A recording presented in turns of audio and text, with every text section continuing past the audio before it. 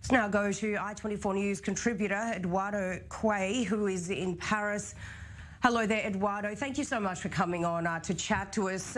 We do know that the country is under this strict enforcement at the moment. Break down exactly what that means, what it's looking like on the ground. Well, as you know, the country at midnight went into confinement, so there are very few people out on the streets, although businesses can be open, schools will open on Monday.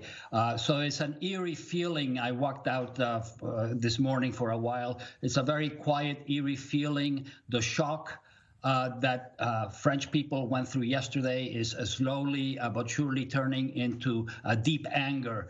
This is being reflected in radio interviews by numerous politicians of both the right and the left, and also by the way the newspapers are covering the events of yesterday. The feeling here, repeated by everyone, including the Interior Minister, who is in charge of the fight against terrorism, is that there will be more attacks, that they just cannot be prevented, no matter how hard they try, cannot prevent these so-called lone wolves from acting on their own, as happened yesterday in Nice. Yeah, it really is truly terrifying for the people there living in this type of fear. Eduardo, tell me, what more are you learning about these two men? We do have this 21-year-old and also this man in his 40s who's now being questioned by police. Well, as we reported yesterday, the man who is charged with committing the attack has been identified, as you say, as a 21-year-old Tunisian. He is in the hospital and he is in very, very grave condition.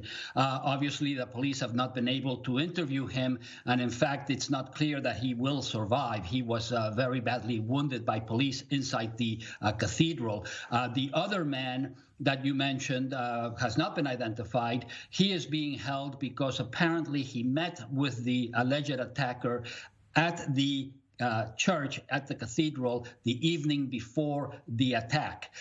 Police are still trying to figure out exactly how the attacker or the presumed attacker got into France. He did come in through the island of Lampedusa in Italy, presumably in one of the migrant boats, as we reported last night, then made his way to the Italian port of Bari, where he went to an immigration center, and then somehow made his way into France.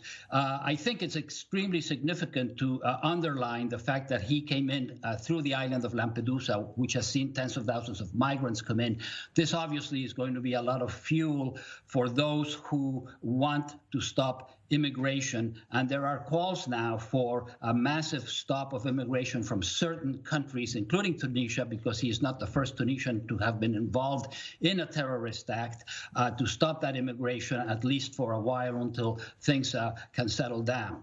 Yeah, that certainly is a very, very hot topic over there. And Eduardo, just finally, fairly briefly, tell us, what are the instructions that authorities actually give people in terms of if they, for example, see something that they may think is suspicious? Well, after the attack and the beheading of the school teacher, there were literally hundreds of calls to a center the French have set up, the French police have set up, to receive phone calls of suspicious activity. So there is and has been for years, a strong campaign telling people, if you see packages that are abandoned in the subway, for example, and public transportation on the streets, call the police immediately. If you see suspicious behavior, call the police immediately.